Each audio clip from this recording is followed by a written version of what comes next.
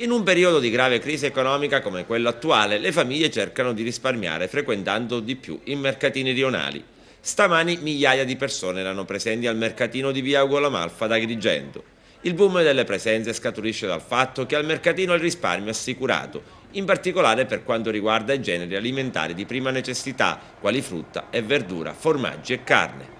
Venire al mercato conviene ancora, si risparmia? Non glielo so dire perché oltretutto frequento il supermercato o qualche cosa del genere, quindi la bottega in piccolo non glielo so dire come se c'è una buona convenienza. Ma sì, un po' così, si risparmia. Rispetto agli esercizi commerciali normali, conviene quindi venire a fare la spesa qui? Io vengo nel venerdì e qualche cosa si sparagna. Conviene come no, sì.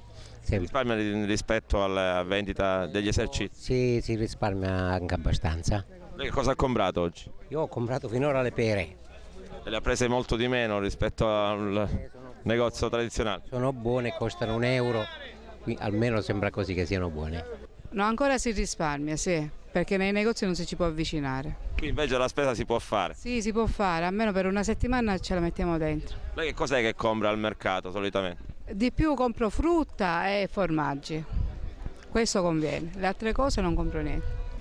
Un po' sì. Se uno cerca di prendere, diciamo, le cose giuste al prezzo giusto. Secondo lei più nell'abbigliamento oppure nei prodotti da mangiare? No, in entrambe le cose, basta sapere scegliere. Perché... Può trovare anche l'occasione? Sì, sì, perché nei negozi non si ragiona proprio. No, come prezzi siamo lì, però c'è il fatto che tu trovi un po' di scelta. Invece di andare nei negozi, girare a destra e a sinistra, tu guardi quello che trovi, prendi.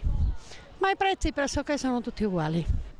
Certe cose sì, certe cose no. Ma comunque rispetto ai negozi tradizionali si risparmia? Sì, sì, sì. Risparmia ancora, se è meglio dei negozi, comunque. C'è un settore dove magari il risparmio è consistente? Nella maglieria e nelle cose, perché 15 giorni fa erano il doppio di ora, quindi conviene comprare ora. Quindi con questa crisi venire al mercato Conviene. Conviene.